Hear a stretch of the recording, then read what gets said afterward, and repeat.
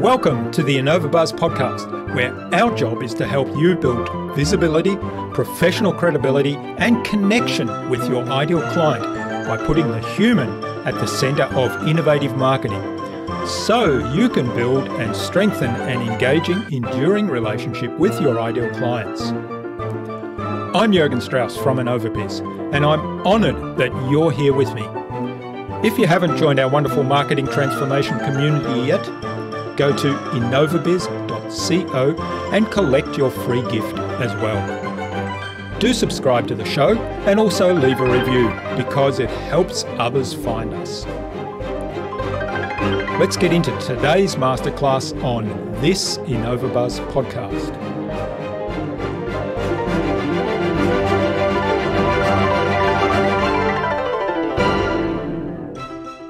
We were put here on this earth to serve.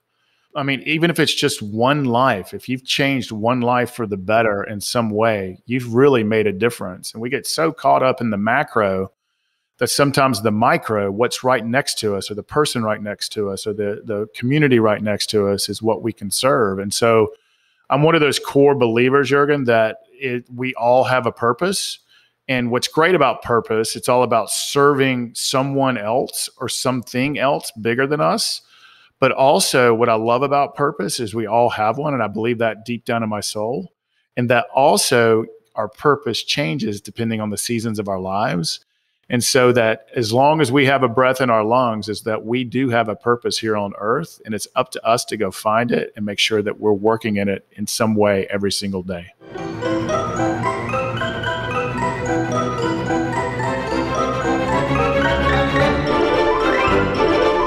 Welcome back. I hope your week has been awesome so far.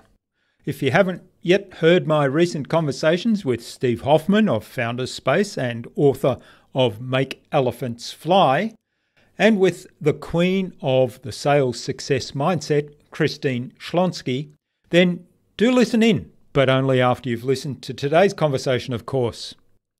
I'm really excited today to have on the InnovaBuzz podcast as my guest, Tommy Breedlove.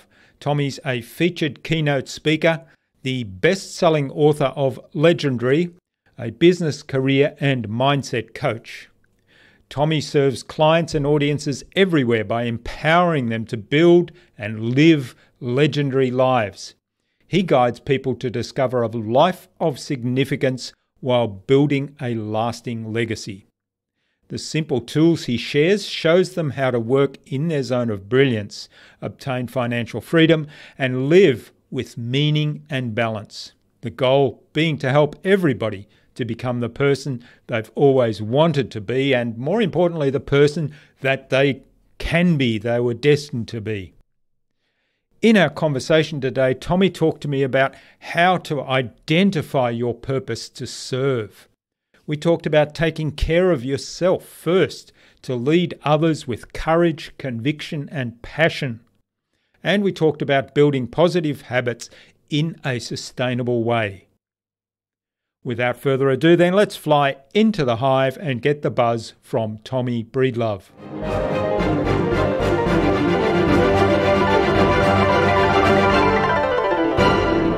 Hi, I'm your host, Jürgen Strauss from InnovaBuzz, and I'm really excited to welcome to the InnovaBuzz podcast today, all the way from Atlanta, Georgia in the USA, where it's nice and warm, he tells me, Tommy Breedlove, who is a business relationship and mindset coach. He's a Wall Street Journal and USA Today best-selling author of the book Legendary. Welcome to the InnovaBuzz podcast, Tommy. It's a real privilege to have you as my guest. Jürgen, the privilege is all mine, and we're talking to each other from a long ways away, and different times. You're in winter, I'm in summer, and I'm so excited to be here and humbled. Thank you, brother. Well, thanks for coming on the show, and thanks too to Eric Rogel, who was our guest on episode 407. He introduced us and suggested that we have a conversation with you, Tommy. So big hello to Eric. Eric's a good friend, man. Let's shout out to Big Eric down there in Fort Lauderdale, Florida. He's in a beautiful part of the country, by the way. He's at the beach. I'm up here in the big city. Right. Okay. Well, I hope he's enjoying the beach. Now, you serve clients and audiences everywhere by empowering them to build legendary lives, hence the title of the book. And it guides people to discover a life of significance while building a lasting legacy. So I'm really excited to explore that some more with you today. But before we get on to that, apparently when you're not speaking or serving clients, you enjoy traveling the world, hiking and spending time with your wife and your 2 dogs. So what I'd like to start with is what's one of your favorite places to travel to? Well, I just literally got back 3 days ago from an area of Mexico called Cabo San Lucas. And it is absolutely breathtaking and beautiful. It's where these giant desert mountains meet this beautiful ocean. And it's where the Pacific Ocean and the Sea of Cortez come together. And so it's in this beautiful West Coast part of northern Mexico on the Baja Peninsula. The water's beautiful. The people are absolutely spectacular. The scenery is amazing. And I'm not kidding. I've traveled all over the world. And for an 8-day vacation, I've never had that solid of food. I'm talking about freshness and taste. And for 8 solid days, it didn't matter if you were going to the local dive bar or a 4-star restaurant or everything in between. The food was fantastic. And I've been just burning it from both ends, as well as my wife has for the past 15, 16 months. So to take eight days away from email, 8 days away from social, and just get away and enjoy each other and enjoy life and the beach. So I'll say right now, number 1 is Cabo San Lucas, because I just got back from it. First time I've ever been. And I will be going back. So I hope that it's a long way for you guys, but maybe you can come see it one day as well. Well, we'll add it to the bucket list to visit. It's actually not such a long way for me, because I have my son lives in San Francisco. So we, once we can travel again after the pandemic internationally, we will be visiting him again, of course. And so from there, it's not such a long way. 2-hour flight from San Fran. Yeah. Wonderful. It's well worth the 2 hours too, my friend. Okay. Well, let's talk about being legendary and the book and your work. So what do you mean by being legendary? That's why I chose the title. It's an aspirational thing. It's not something that if I said Tommy Breedlove is legendary, Jurgen, you would laugh me off the podcast, rightfully so. But what I loved about the word is you don't necessarily have to be rich or famous. But I also liked it's all about the impact you make on earth, as well as it's given to us by society, our peers, our families, and the people around us who knew us best. And you can be a horrible legend or you can be a great legend. And what I like about legends is it's not about money or fame.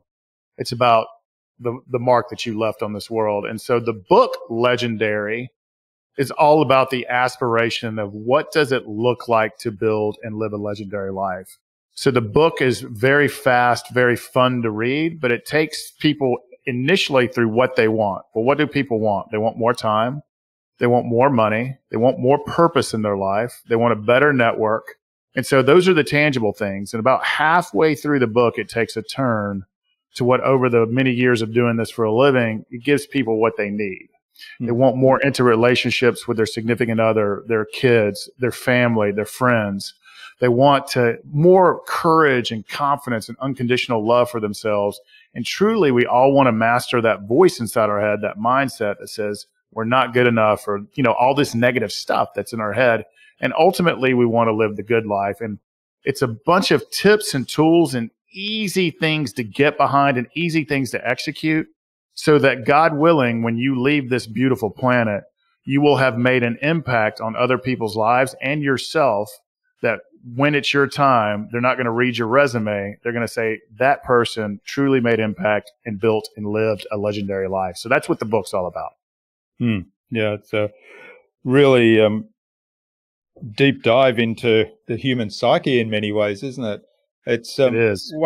one of the things that I think people overlook a lot. And, I have this from time to time, this feeling somebody says, I do this because of you.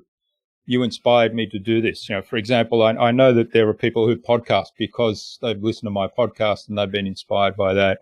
And that gives me a real warm feeling inside. That gives me a buzz, that sort of really stirs my emotions. And I think, wow, I've had an impact on somebody else. And people underestimate that that's actually a core human need, isn't it? Absolutely. Absolutely. I think we were put here on this earth to serve. And I think even if it's just one life, if you've changed one life for the better in some way, you've really made a difference. And we get so caught up in the macro that sometimes the micro, what's right next to us or the person right next to us or the community right next to us is what we can serve. And so I'm one of those core believers, Jurgen, that we all have a purpose. And what's great about purpose, it's all about serving someone else or something else bigger than us. But also what I love about purpose is we all have one. And I believe that deep down in my soul. And that also our purpose changes depending on the seasons of our lives. And so that as long as we have a breath in our lungs is that we do have a purpose here on earth. And it's up to us to go find it and make sure that we're working in it in some way every single day. Well, that brings up the question for me that, how do we discover that purpose? How do we find that purpose? And, you look at people that have a long corporate career and they follow the traditional path of taking on more and more responsibility, obviously getting paid more, being successful, and all of that is fine. And then when they retire, they kind of lose their way, or often people actually die once they retire. They die at 65 because all of a sudden their purpose has disappeared. Or, for example, we have kids, and so our primary purpose right then and there is to the well-being of those kids, the raising of those kids. They get to 18, 20, whatever, and leave home, lead their independent lives. All of a sudden, that purpose no longer exists. So, that's speaking to the purpose changes with our time in life and time. How do we kind of be more purposeful, if you like, about discovering what is our purpose right now in this moment, given that, things are going to change, the purposes that are kind of by default almost imposed on us, they will disappear at some point. So I want to go backwards, and then I'll definitely answer the question going forward. So you made a great point that when people retire or they leave, whether it's their job or their kids leave the house, et cetera, that they lose. And this data is out there. Like if you don't find something else to do, and it could be part-time, it could be philanthropic, it could be another career, it could be art, whatever it is. If you don't find something that lights you up, that you feel is serving yourself and others, the data is pretty severe on your lifespan throughout the rest of your life. It's quite interesting. So I'm glad that you brought that up. And the second point, and this is an opinion, so people can throw darts because I get darts thrown at me all the time. If your kids are your purpose, you are failing. Your kids are your responsibility. Yeah. They are yours to love, to inspire, to lead, and they are yours to serve. But they are not your purpose. They are your responsibility.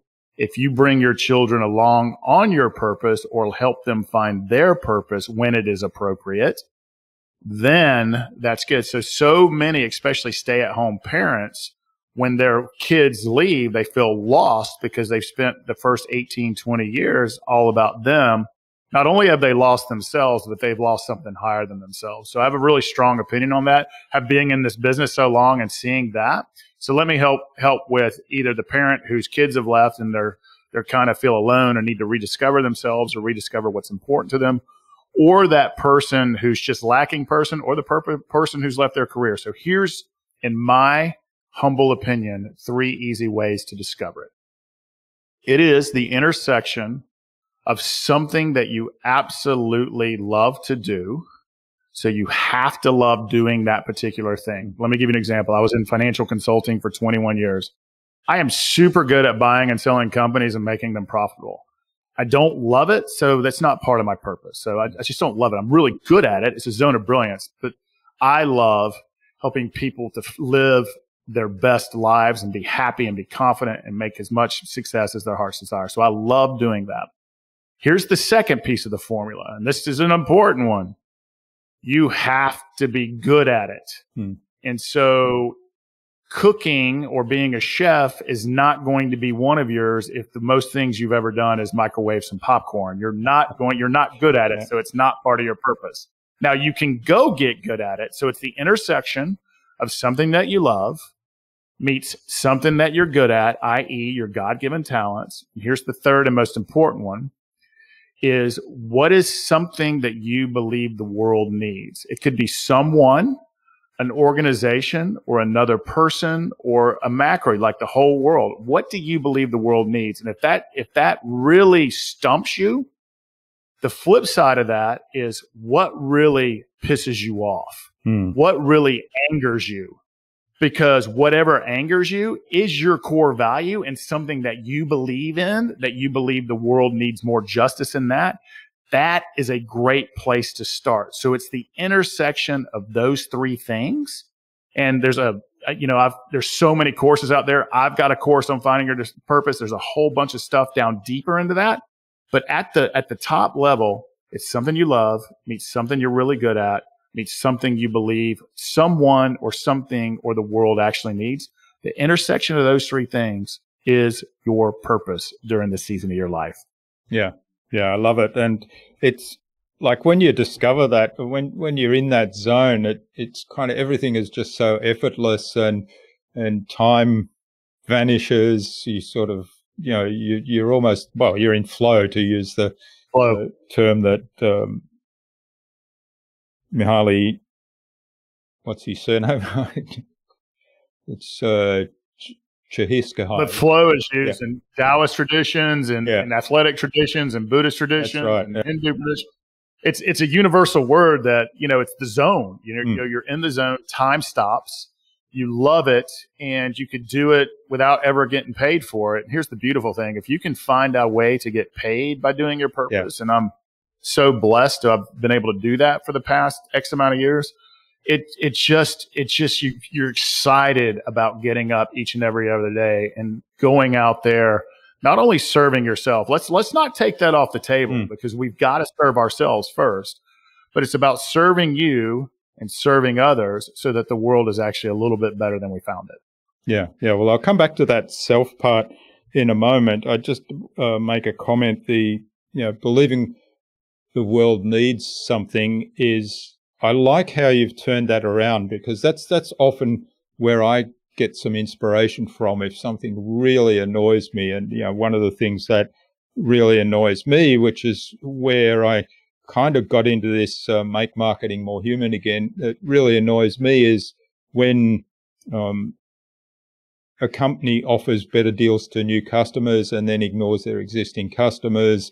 When a company has really, and we spoke about, I mentioned LinkedIn. We spoke about an issue there before we started recording, and how difficult they are to deal with, because when you get on their helpline, first of all, it's really hard to find their helpline. Secondly, then you have the chat with them if you've navigated through that, and people just give you the rules and regulations and don't pay any attention to your particular situation. So it's right.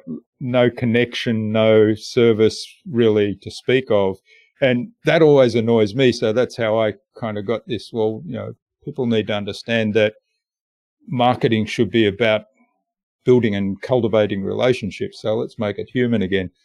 So I like how you've turned that around, because I guess the question of does the world really need this is a more difficult one. But if it says, well, it really annoys me every time, so surely it must annoy other people as well, because I'm not that unique in that sense. I don't think you're seeking affirmation from me, but let me tell you, the world actually does need that. Yeah. Because let me tell you how my team has felt on the other side of that company, LinkedIn. They feel like they don't care.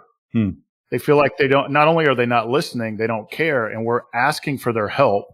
We're asking, how do we navigate their system better? How do we serve their audience better? Because we were serving it very well at one time, and then they changed some things, and now we don't know how to navigate it, and we just wanted help.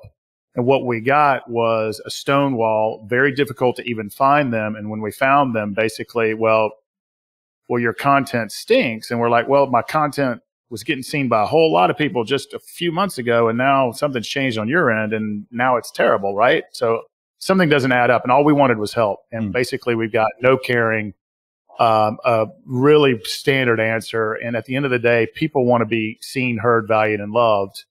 And we were talking about there's some competitors coming down the line that, I wish the best for all the people at LinkedIn and Microsoft. But at the end of the day, clean your act up, or somebody or something will come along to replace you. Yep, that's right. And I had an interesting conversation the other day about disruption, and I think they're ripe for disruption because they're indeed. A lot of those guys are. So, they've gotten what we call here in the U.S. fat and happy. Well, that's a dangerous place to be. and lazy. Yeah, lazy is the third one, right? That's right, my friend. Yeah. So coming back to the idea of self, I know you're very strong on taking care of yourself first, and I'd like to explore the self-awareness part of this, because looking at, there's what do I love and what am I really good at is certainly a self-awareness bit. And you've turned the belief in what the world needs around to be a little bit of a self-awareness. One, this really annoys me, so surely it's something that can be improved for other people as well. Talk to us a little bit about focusing on self first and taking care of self as part of that whole picture of service to others. I think honestly, the Western world has got it completely backwards. Here's what we say. I'm going to give you what we say. And then I'm going to give you what the data says reality is. And then I'm going to give you my very educated opinion on why I think both of those are incorrect. We say our family is the most important thing, and then our business, and then us. That's what we say. That's what we say, which is complete BS. What we do is, especially people who are driven, it's business first, family second, us third. If we look at the reality of where we spend our time, what we spend our time doing, the reality is, if you're not a stay-at-home parent, your business is probably number one in your life. If you truly look at it, your family second, you third. So that's the reality. And in my opinion, and my whole inspiration in life is shifting both of those models and putting ourselves first. Because in order for us to lead the best way we can at work and at home, we have to lead ourselves first. In order to love the best we can at work and home, we have to love ourselves first. We have to we have to protect and defend this fort before we can protect and defend others. To use the well overused analogy from airlines, is we have to put the mask on ourselves first before we put it on the person next to us. So what does that mean? It's not just about your physical body, which is very, very important. Obviously, your nutrition and your physical health, that's the fortress. You got to protect that. But I'm talking about you also need to spend a little time every day working on your mental muscles, your emotional muscles, and your spiritual muscles. And if it's important to you, I'm not talking about religion. I'm talking about something bigger than yourself. And so if you spend an hour a day on your physical, mental, spiritual, and emotional muscles, it's just like going to the gym. You get strong. And over a period of time, it comes a compounding effect. You become very strong. And so what does strength look like on the mental? And we know what it looks like on the muscle side. We know what it looks like on the nutrition side. We're fit. We're thin. We've got, it's physically more attractive. However, what does it look like on the mental, emotional, and spiritual side? It looks like more peace of mind. It looks like more confidence. It looks like more courage. It looks like being able to say no more often, setting boundaries, finding happiness, finding peace, not gossiping, not judging, not getting caught up in what others think and say, and to live and breathe in your space, your truth, and your values. And ultimately, when you do that, and you spend a lot of time do that, success in life, success in business, success in relationships, and success in happiness are the result of starting with you first. And I will go to my deathbed as one of my core beliefs. Yeah, and I'd have to endorse that wholeheartedly. And, it doesn't need to be selfishness. So selfishness looks different, right? But Totally. it is, that airline analogy is just so good, because if we're unhealthy in any way, whether that's physical health, mental health, emotional well-being, spiritual well-being, then that is going to play out in other areas of our life, isn't it? So, and if, as you say, if leading others, you've got to have it all together yourself. And, we'll never have it all together. No, because we're human. Certainly, certainly the two men on this podcast talking right now don't have it all together. And we're open and honest and authentic about it. But I do work every single day to be at my best and to do the best that I can. And some days that's less than, some days that's more. Some days I'm off on my physical routines and mental routines. And the key is just to get back on it and to continue to execute. And it doesn't have to be for 4 hours a day.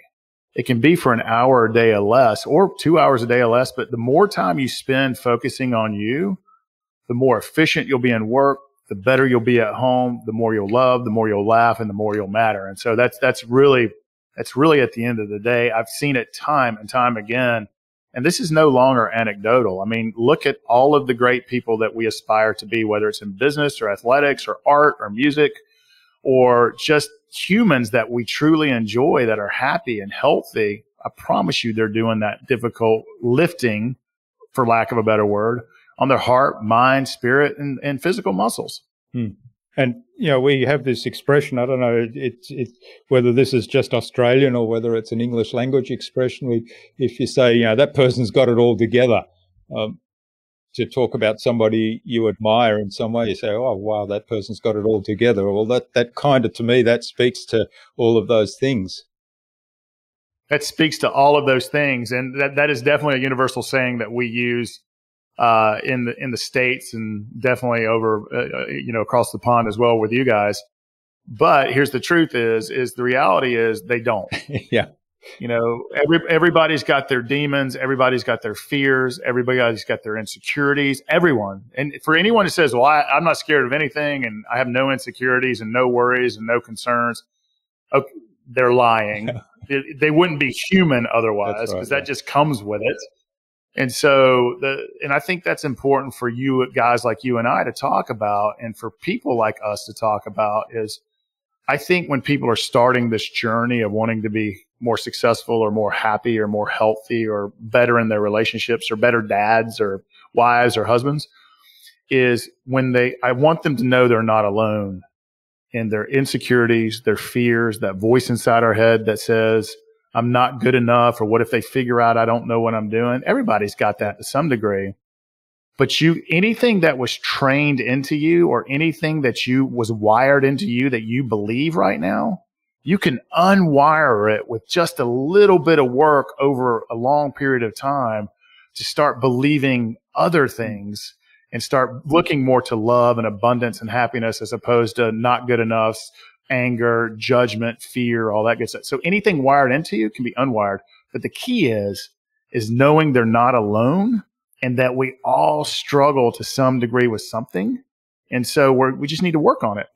All right. Well, let's talk about the mindset part of it then, because I know, as you say, we aspire to have it all together, and yet, there's always stuff there. And so for me, for example, I might have a day where I think, today I've got A, B, and C on the plan. I'm going to work really hard. I'm going to be focused on that. And then I get distracted and go down a rabbit hole, and A, B, and C, none of it gets done. And then at the end of the day, I kind of look at it and I beat myself up, and I lack discipline today, and I kind of got distracted, and this stuff I did all day long, it doesn't add any value to my business, and I could have just taken the day off and spent time with family, or spent time with, on myself, doing something I really enjoy, and here I was, just wasted the day.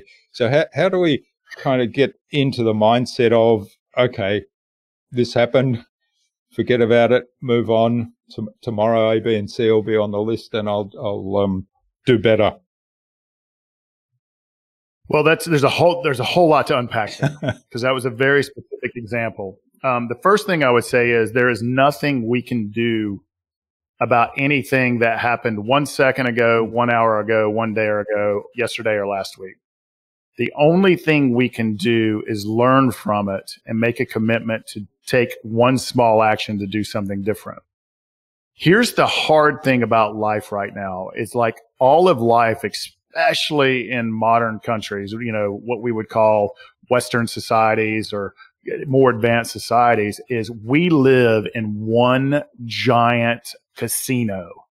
It is bells and whistles and lights and distraction and dings and all of the things around us. Not only are they distracting, they're borderline. Actually, the science is out. They are addictive. Our phones are addictive. Social media is addictive. 24-hour news is addictive. Netflix is addictive. And so we've got email up. We've got social media up. We've got, and by the way, if you're doing anything but one thing at a time, it doesn't even matter if it's email. Say you're working on one thing and your email is up. Did you know because of just that alone, you are 40% less productive? And so we've got to realize that we have all this addictive things around us, and it's us to up. If we've got to go lock our phones in a safe, we need to go lock our phones in a safe so that we get things done. So it's not text and messaging and email and social media. And then someone, you know, it's just constant. So we got to realize that distractions are just a part of our life. And it's almost like we crave it. Try putting your phone down for 6 hours and watch you start shaking like a heroin addict. It's legit. And so there's a couple of answers here. Is first of all, we need to make we just need to make good habits, and let's start simple. Don't start with saying, you know what, I'm going to learn Spanish today. Well, no, you just maybe need to learn 2 words of Spanish today. And so that's an analogy for, okay, let's say Jurgen or Tommy, we've looked at the end of the day and we're like, man, that was just a waste, just a total waste. Well, if you look at the reality of it, chances are we're being really hard on ourselves.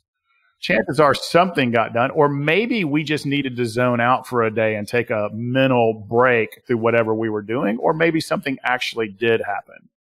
And so, first of all, we've got to start lightening up on ourselves. Life is too freaking difficult already with pain and misery and politics and social issues and death and sickness. Why do we need to make it harder by just having a quote off day? Yeah. So first of all, we need to lighten up on ourselves, maybe call a friend or go into a state of gratitude, meditate, go for a walk, get in nature, whatever it is you need to do. But we need to lighten up. There's nothing we can do to fix the past. But what is one small action that we can take tomorrow? Maybe it's not turning on our email so that we could be a little bit more productive tomorrow than we were today, and make the commitment. Here's the hardest thing at all. If we can make a commitment to only doing one task at a time, you will be 40% more efficient than otherwise, which, by the way, means you could almost work half a day and be twice as productive. So think about those statistics. Yeah, that's fantastic. And I love that you said, you know, we can't change the past. And often, you know, if I'm in that mode of regret, or I'll sort of allow myself a moment or so to experience and feel that, but then I tell myself, well, you know, I can't change that. And it's the same with, like, for example, the pandemic is a classic one. You know, there's so many people that say, oh, the pandemic, and, you know, the governments have made decisions to lock down places, and we have to do this and we have to do that, and they complain. I say, well, you know, you can't change a lot of that stuff. You can't influence that. What you can change is your response to it. So that's, I always tell myself that in that moment. So, well, you know, let's tackle what I have control over. Indeed. And that is wisdom beyond wisdom. And I'm sure you've read this book, and I'm sure it's been quoted on this podcast 600 times. You know, Viktor Frankl's Man's Search for Meaning, when you talk about the response to some of the worst things that's ever happened in human history, and his response to it, and his from looking from a doctor's eye on how to respond to things, is The truth is, and you just said it, that's very wise, Jurgen, and thank you for sharing that, because the only truly thing in our control, people, we like to think we're in control, or we like to think that we control macro politics and governments and the neighbor next door and our wives and kids. You can't control any of that. And the only power you have is your thoughts, your actions, and your attitudes and your choices. That's the only power you have. Is your power of choice. And you can choose to get upset or blame a politician or blame something you don't believe in or the other political party, or heck, you can even blame God. It doesn't, you can blame whoever or whatever. But at the end of the day, your response to it, your attitude towards it, and, you could ask yourself, why is this happening to me, or why is this happening for me? And what are you going to do with your family or your neighbor or the person you touch that day or the person you talk to or the client that you serve or your work, so that your sphere of influence, the things that you can, your attitude and actions and choices have control over? I think that's a very wise statement.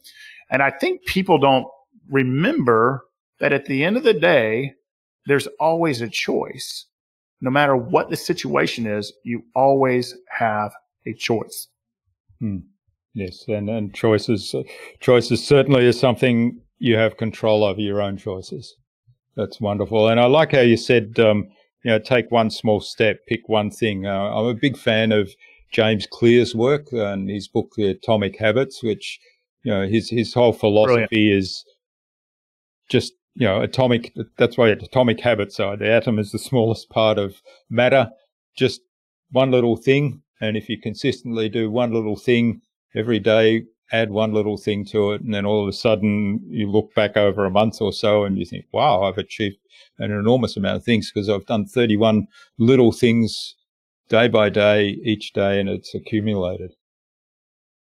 I love the ancient saying that Rome wasn't built in a day, but it was built brick by brick. Yeah.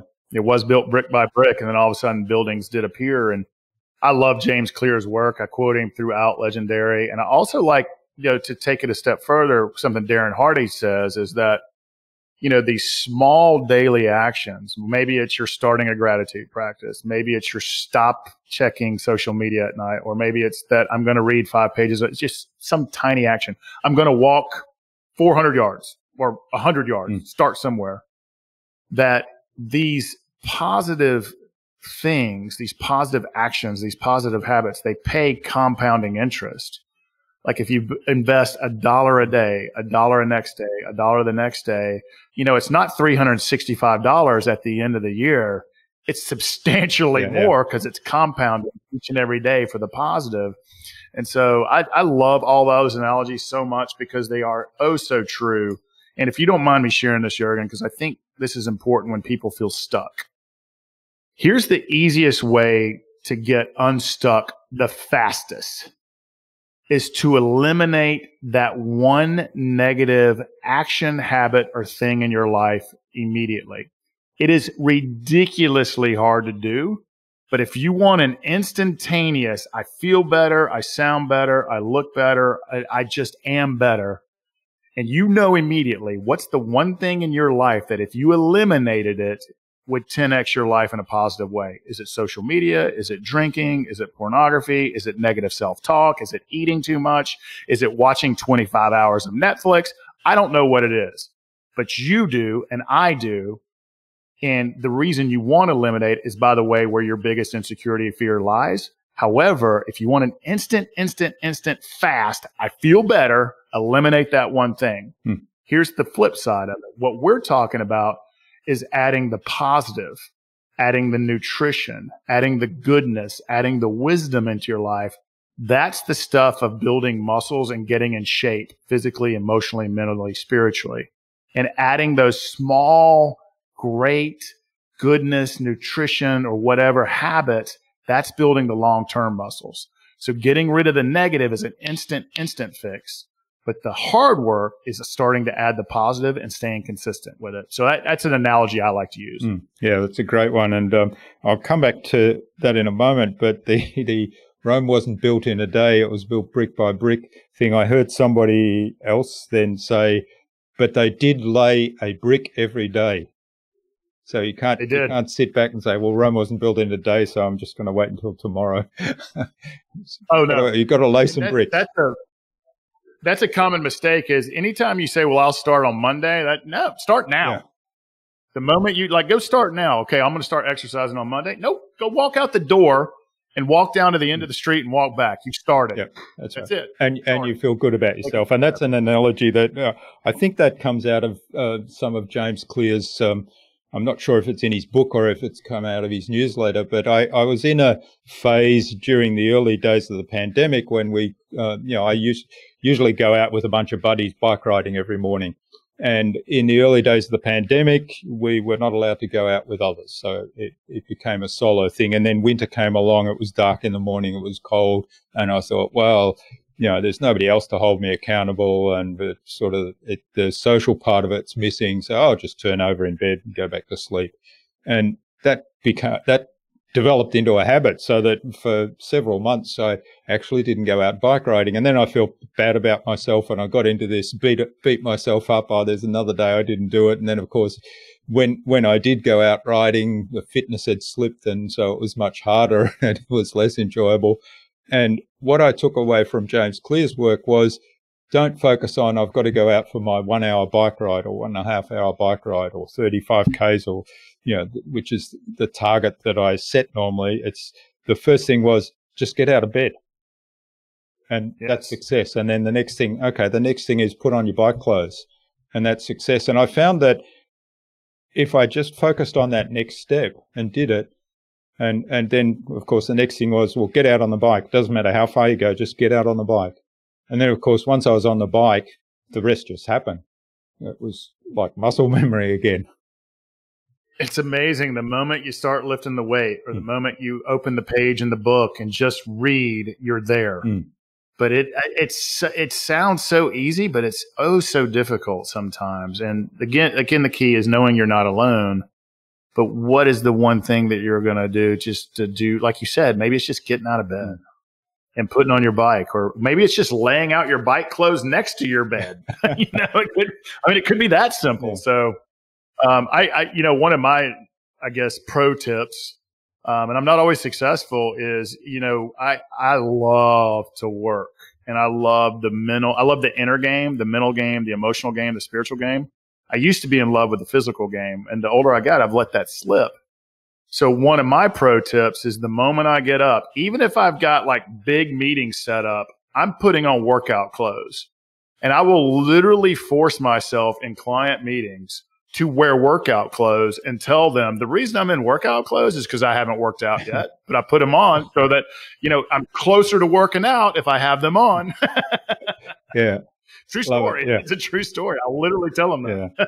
And I like that. And they love that authenticity, by the way. They love it. Yeah. Yeah. It comes back to, we're all human. So whilst we might be working to have it all together, it's still not all together.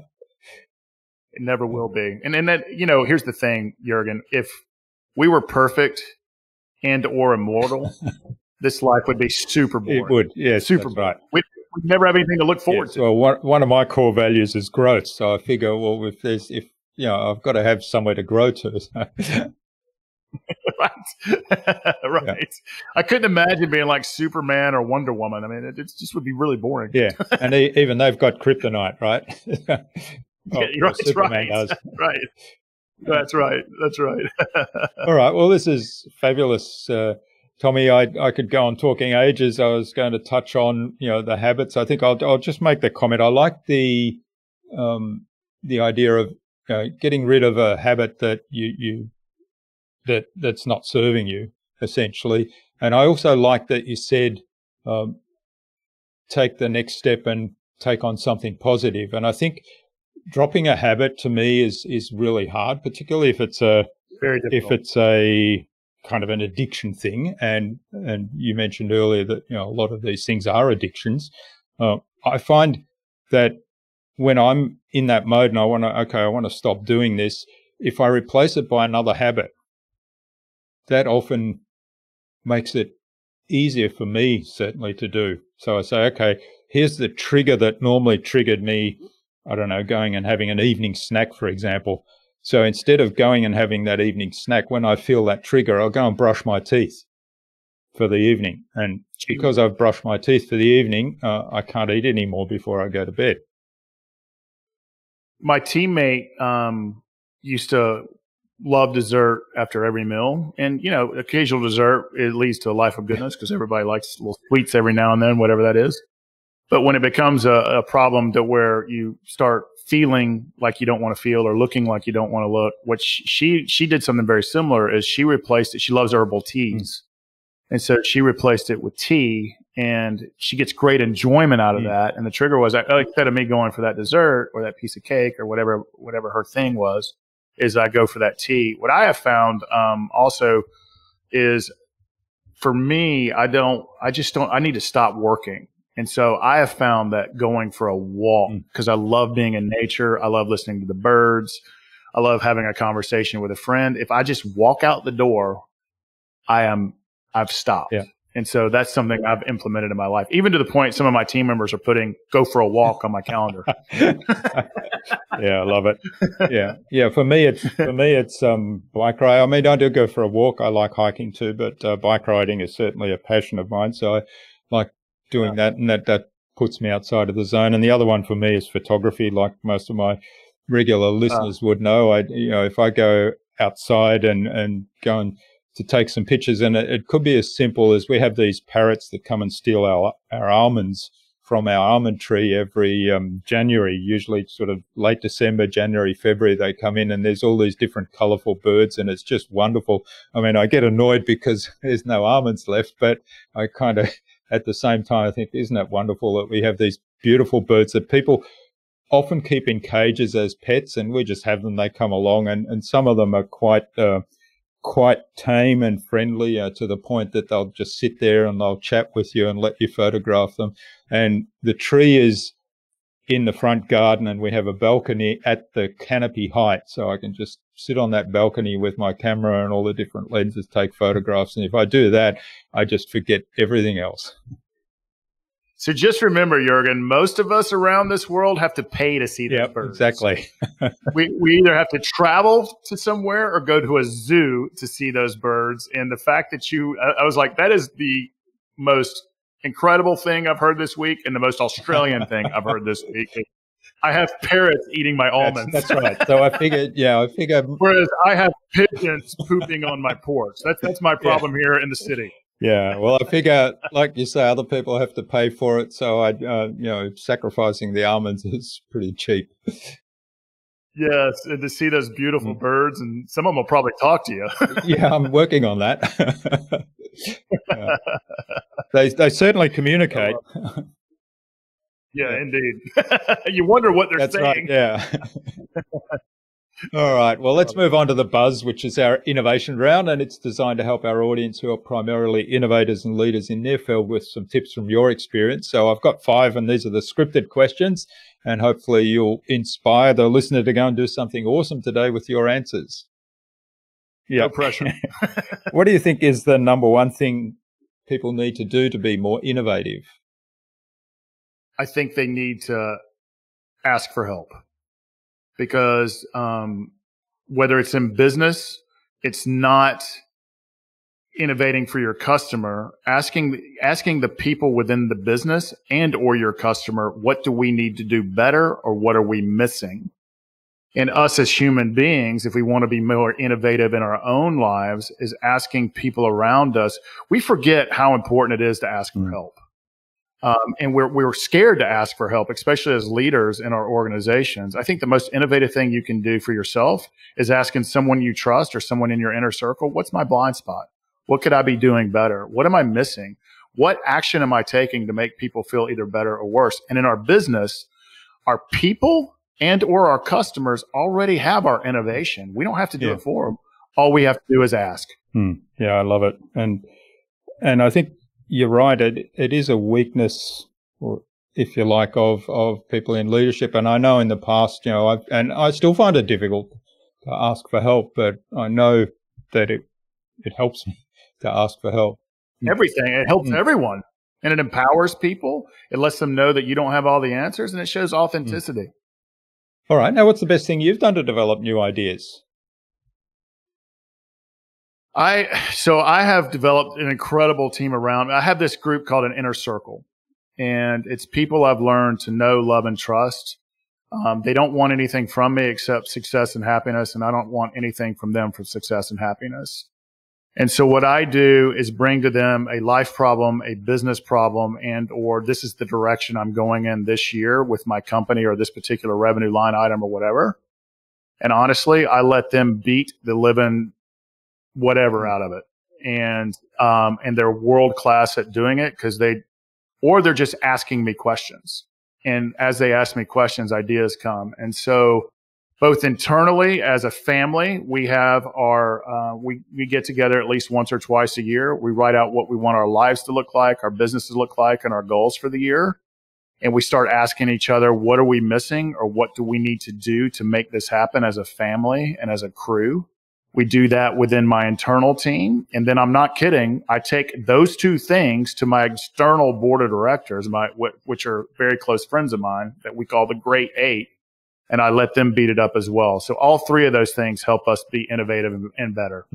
Wonderful. So lots of asking for help and conversations with people you trust and being really open. And I guess, one of the core things there that I'm hearing between the lines is setting the ego aside and listening carefully to the inputs.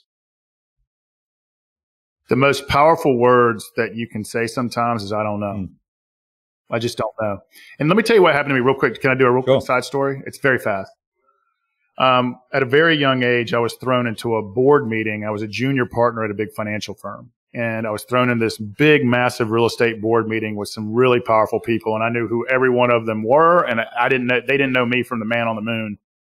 And I was the guy that had to present to them. And the CEO, which is a very well-known person, asked me a very specific question. And I swear to you, and I didn't mean to do it because I was probably trying to fake it till I make it. But I finally just said, I don't know. And I honestly wouldn't even know where to start to know. And he looked me right in the eye and he goes, that is the best answer I've heard today. And he looked around at all the rest of them and he goes, learn from that young man. You guys have sitting here BS'd me all day. And this young man finally said, I don't know. And I was like, thank you, sir. Thank you. I love it. Yeah. Great story. Okay. True story. So do you have a favorite resource you use most often other than your inner circle and people you ask for help? Yeah, I have my books of wisdom. So every day I have a Taoist book I read. I have the Daily Stoic that I read. I have a Christian philosophy book that I read. And I've always got one self-development book. And each one of them have passages. And I found that if you start really studying religion and philosophy and the ancients, there's a reason those philosophies and religions and the words, not what humans in religion have made them, but the words themselves. You'll see the universal truths. You'll see the universal personal accountability. You'll see the universal wisdom. And those resources for me have been a godsend. And I can see they just help me really, really apply those particular philosophies in my life and help me to be more centered, more grounded, more confident, but also more vulnerable and authentic. And so I've just found, and I've read them. I'm not kidding. I'm like year 10. And 4 of them have never gone away. I've probably read them 10 times because it's a daily passage from each one. And they have just served me in so many ways. It's almost undescribable. Yeah, that's interesting.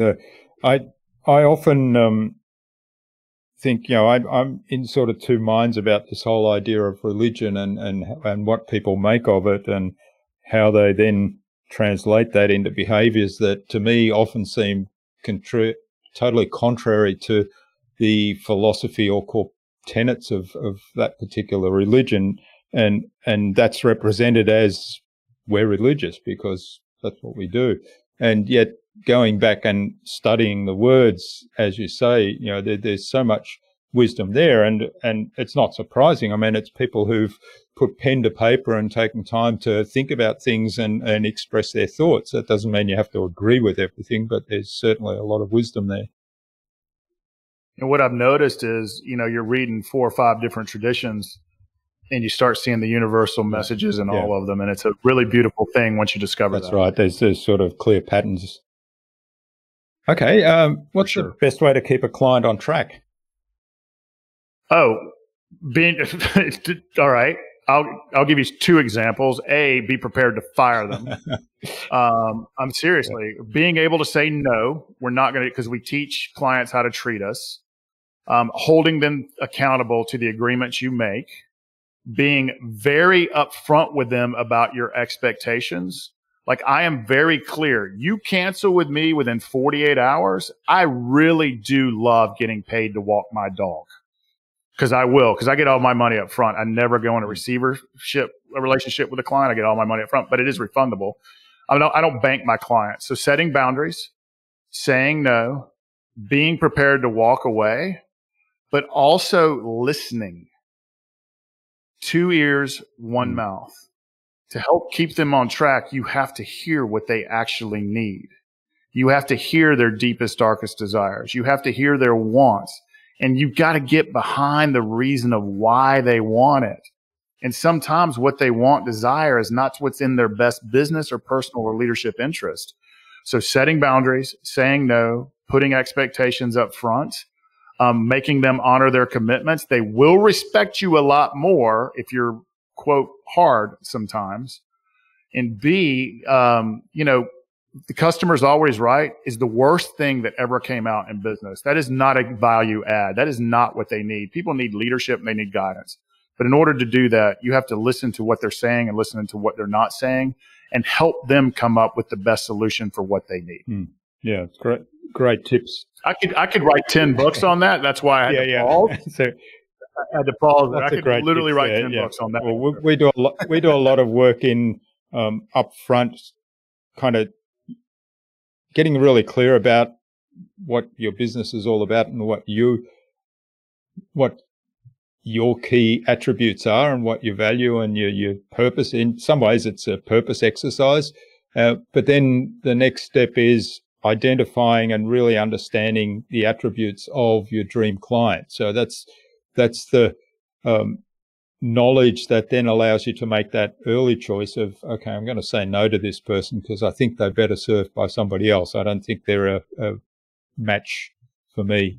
And I think that filter really serves both people in that sense really well.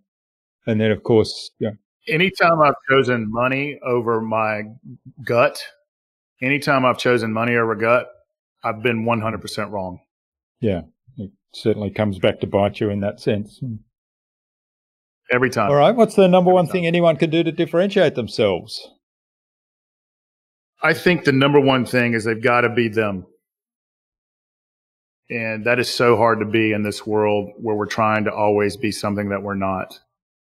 I think, and I'm not talking about being the person that emotionally vomits and all that good stuff. I'm talking about finding your zone of brilliance, your authenticity, and your truth.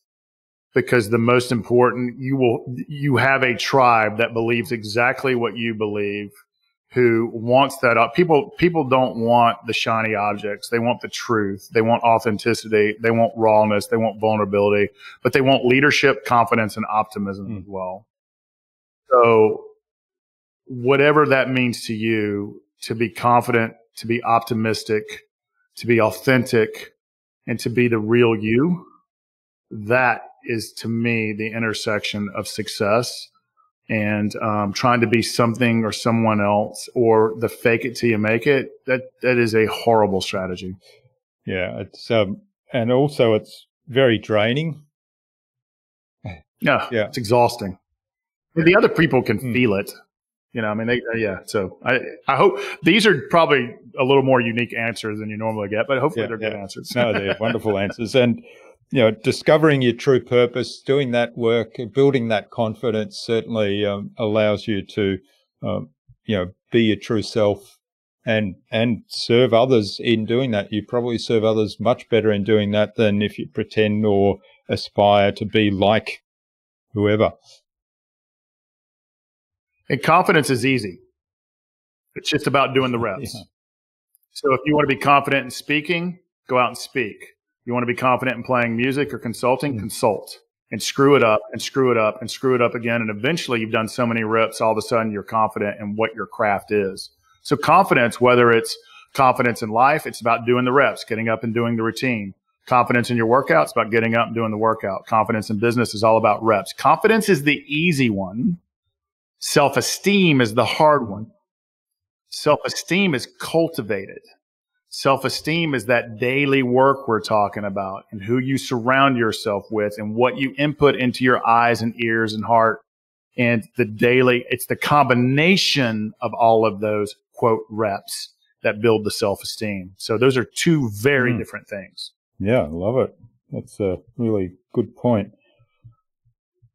So much gold in this conversation today.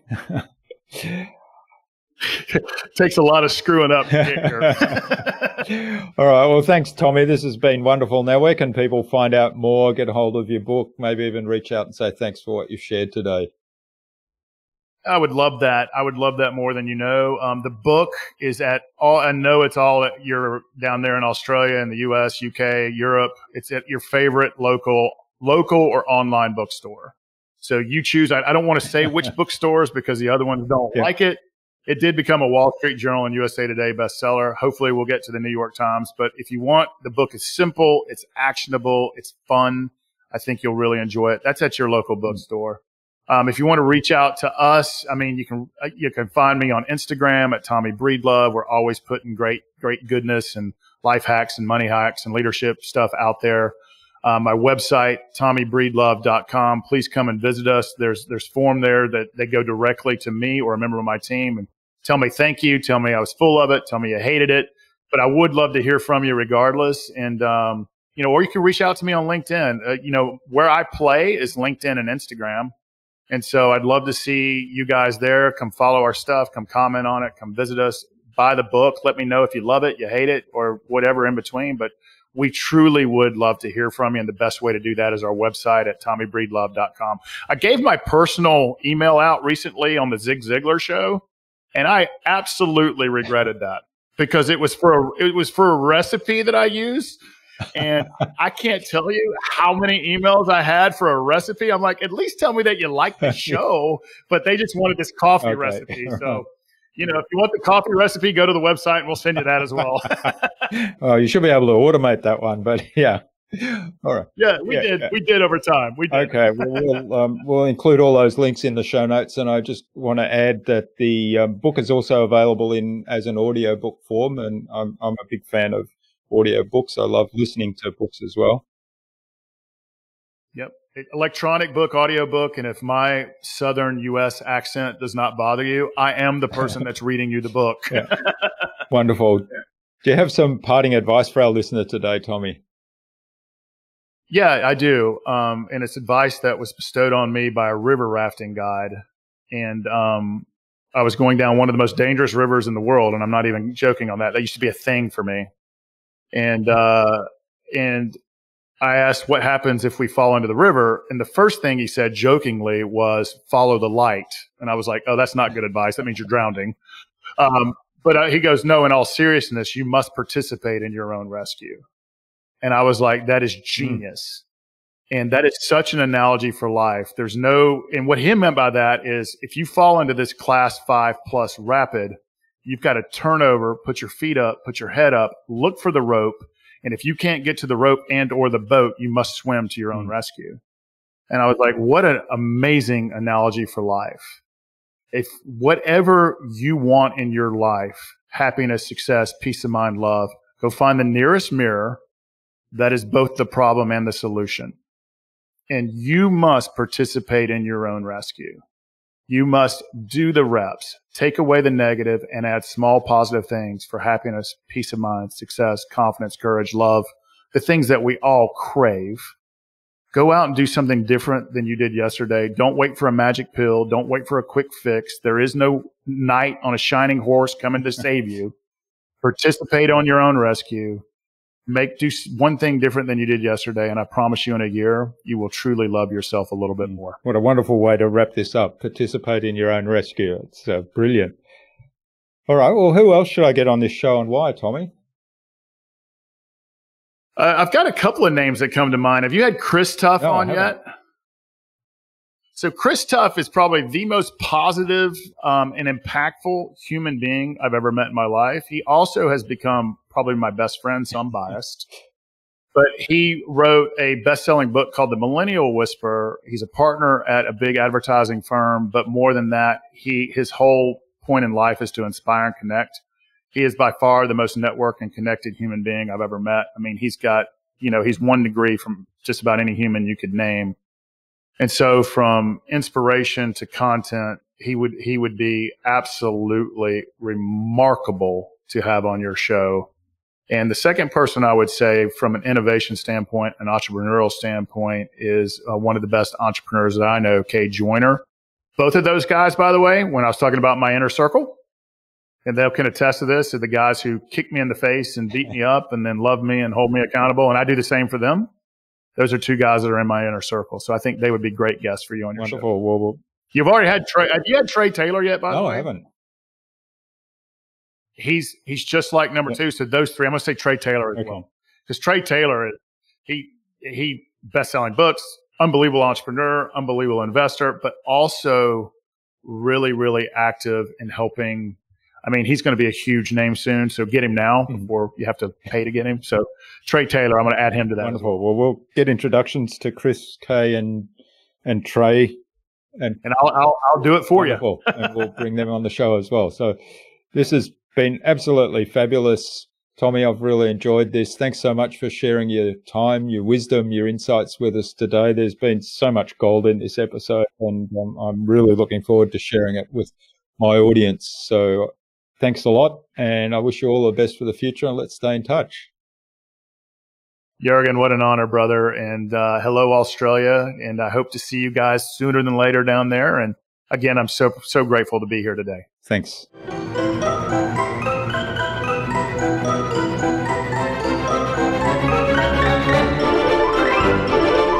I hope you enjoyed that inspiring conversation with Tommy. That was full of gold and took something away from his episode. I love the final quote, "Participate in your own rescue." Not that any of us need rescuing, but the metaphor is wonderful to inspire us to be proactive in our own growth and our life. I'd love to know what you took away from Tommy's episode. Do leave a comment below the blog post, which you can find at innovabiz.co/Tommy Breedlove. That is TOMMYBREEDLOVE. All lowercase, all one word, innovabiz.co/Tommy Breedlove. You'll also find contact information there for getting in touch with Tommy, as well as links to his website, the book Legendary, his social media pages, and the other resources we spoke about in our conversation today. Now, if you like this episode, don't keep it to yourself. This has to be shared with other people. So share it with at least 2 others that it might help. And if you tag me on that share, I'll thank you with a special surprise gift. Tommy suggested we have a conversation with Chris Tuff, author of The Millennial Whisperer, with Trey Taylor, author of A CEO Does 3 Things, with entrepreneur and investor Kay Joyner, and with Miha Matlevsky of Fail Coach on a future InnovaBuzz podcast episode. That's actually 4 episodes. So Chris, Trey, Cade and Miha, keep an eye on your inboxes for an invitation from us to the InnovaBuzz podcast, courtesy of Tommy Breedlove. And tune in again to the next episodes of the InnovaBuzz podcast. We've got yet more fantastic guests lined up, including Patty Block from the Block Group and co-founder the Self-Discovery Techniques and Life Mastery Process, Susan James. Thanks for listening to this episode. Make sure you subscribe to the show to be reminded of new episodes. It's free to subscribe. Leave a review if you like. Even if you don't like me, I'm okay with that. I'm asking you to leave a review because it helps other people find this show. Go to innovabiz.co to join our marketing transformation community and access a free gift my team and I made for you. It's the Marketing Master Mini Class. We want to give you everything you need to transform your marketing into a human-centered, relationship-focused growth engine. Until next time, I'm Jürgen Strauss from InnovaBuzz. Remember, be awesome and keep innovating.